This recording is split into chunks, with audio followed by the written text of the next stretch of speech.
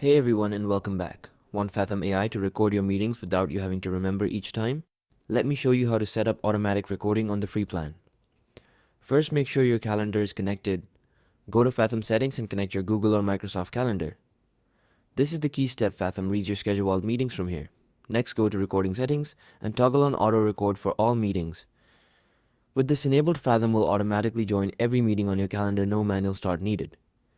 You can also set it to record only external meetings with people outside your organization.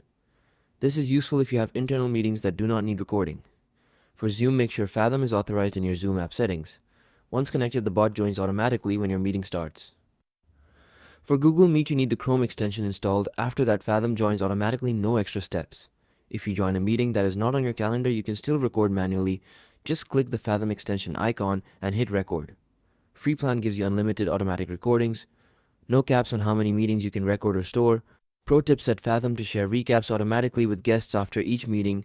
Go to settings and turn on auto share. And that is it. Connect your calendar, turn on auto record, and Fathom handles the rest.